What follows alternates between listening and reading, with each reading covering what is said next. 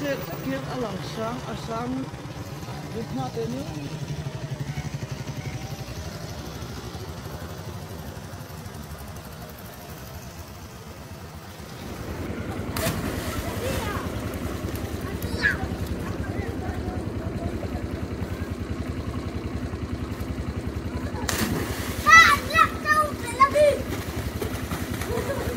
xuống thở rồi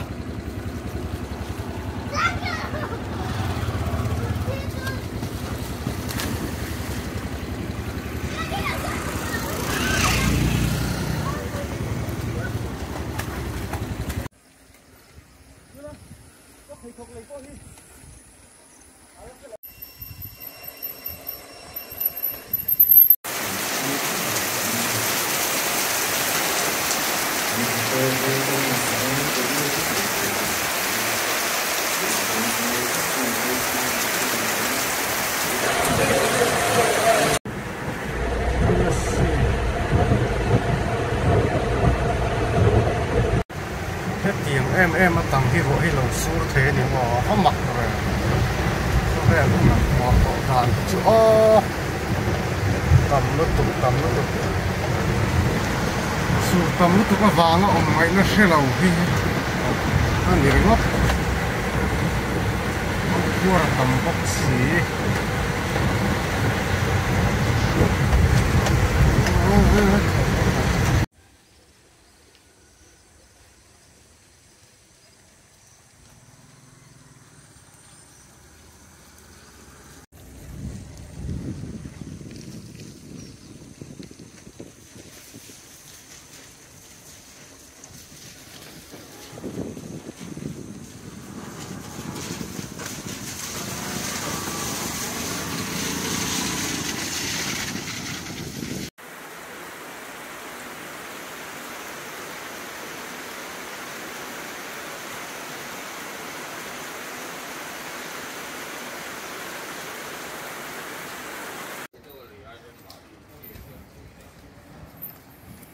Está cima.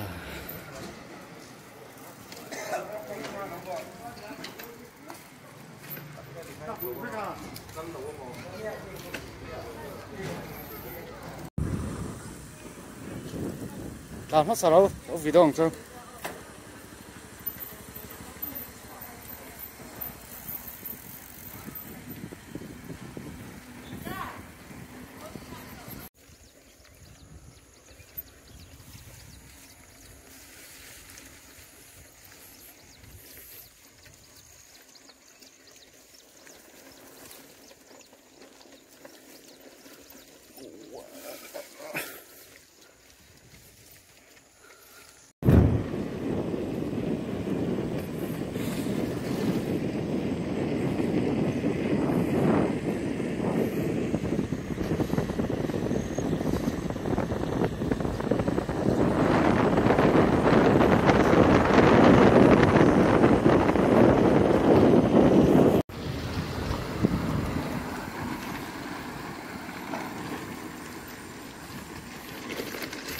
Phanh chiên này hơi xia mà rồi nó sao cả nó fit tranh tôi khóc mày tôi hiền anh thật chút thầu chứ thâu liền khóc mà cái thầu đi chứ một thầy em cái thầu đi chứ sợ khóc anh thật chẳng sợ phải nghĩ nè tên trung boss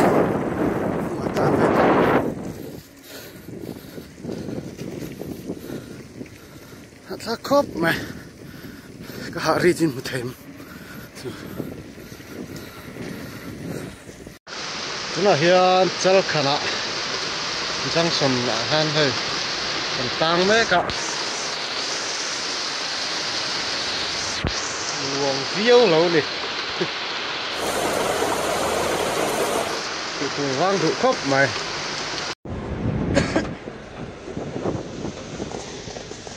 hey trường sa nó từ cắn mưa lâu mày ạ sao thằng xanh tiếng gắn chuông to là hey tâm khóc mày to là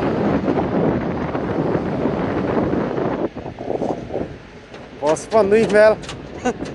ari va suk suk tong ai ser chi ba hian bike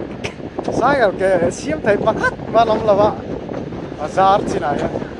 boi tha khop mai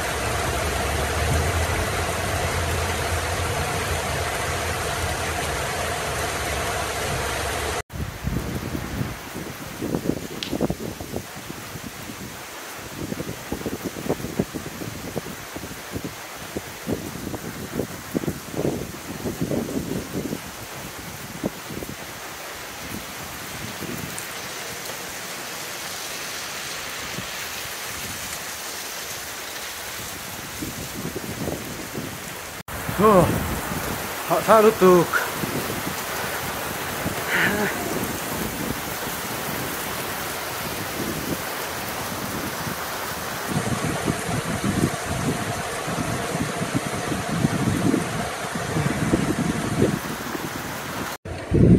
我操，这嫩没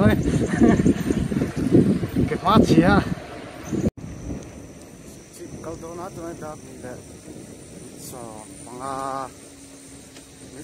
panga bos mahen tana kaldon sini salkan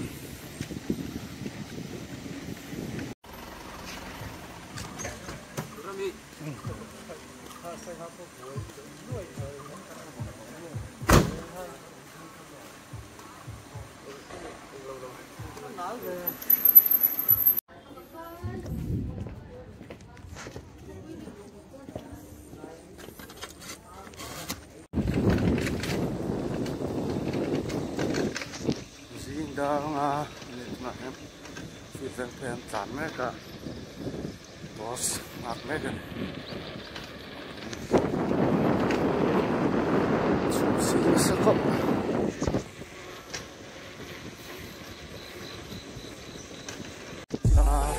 ka pian ka sei le na zion veng e ka thu le la hi ngai tu na zai ro le min shelo in takin ka pin pap lo I flame ball right here from the drop low. Shit getting a tuna like a tape na. Hati cooling a baby sin hey ha. Ka keng sang to ing ai nep chin ang ngei ka. Hey there's open tuna chung kat lan ngai tha ve ya. Ve. So I ora ko solo dam che.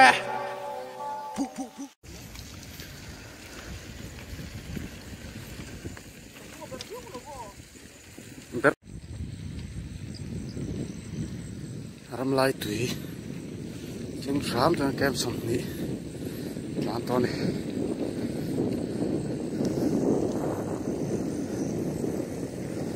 manes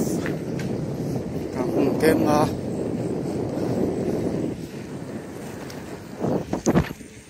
lai kam ko dai ni ya the zo lam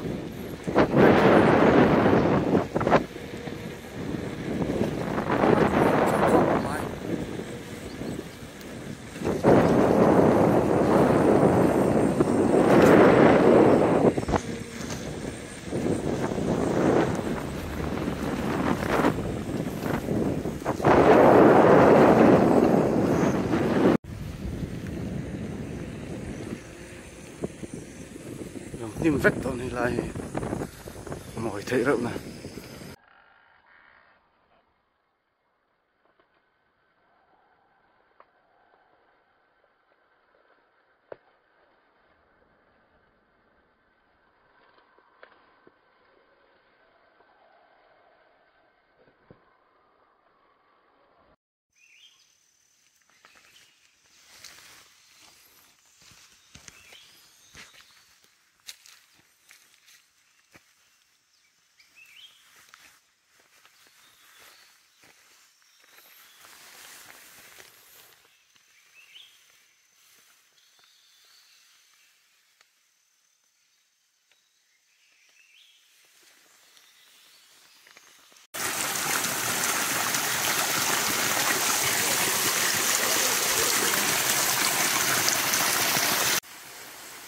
Thang lúc tụi các vàng ở ngoài nó sẽ lâu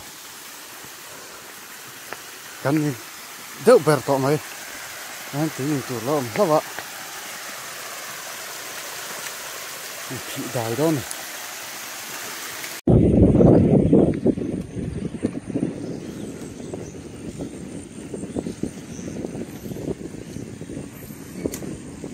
ngom xí hạt thang bốc xí này không là mà xóm anh chuyển tới ta nó nằm tọa là vậy mà là mà hay ngăn chuyển tới thì tàn đâu nuôi tọa nó lầu bốc cái này hiện cái bản hiện cái này mày đúng lúc tụi cái helmet bông không bị tọa hạ lúc tục vàng ở ngoài nó sẽ lầu cái này đỡ bẹt mày.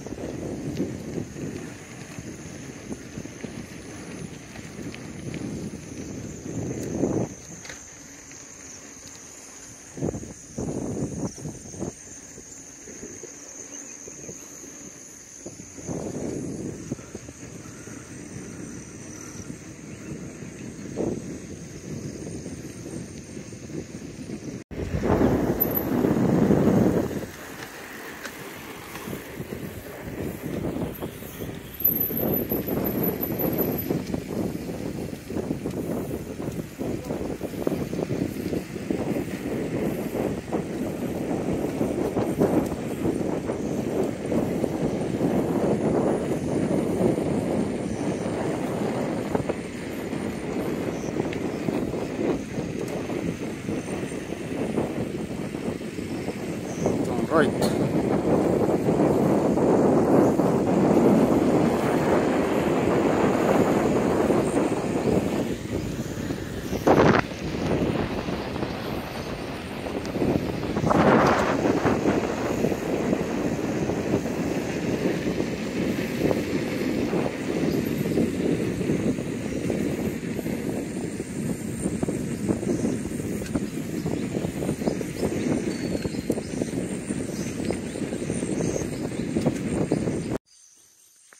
Công nói khóc mà lại chở rong này.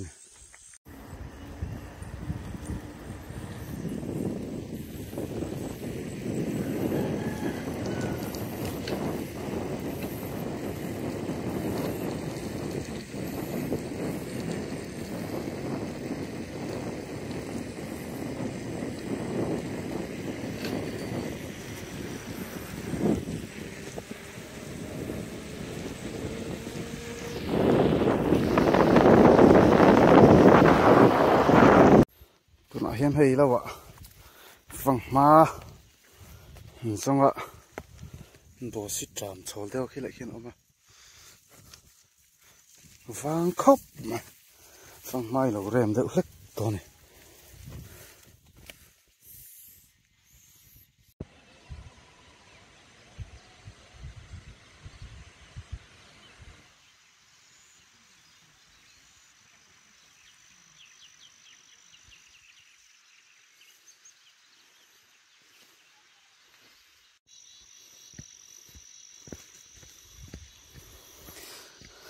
phệ hun anh ấy hay nuông khóc máy với nạ lâu cắn dầu đó ná hay gần lâu rõ nó hùn tụi nè hay làm sọ thiên hùn hay làm vụ hùn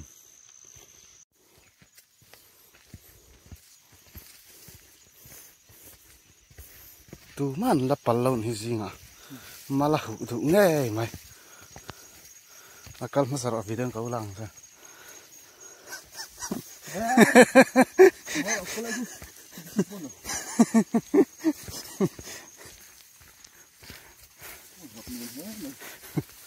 Par chỉ vắt lợn mà là hụt vét mà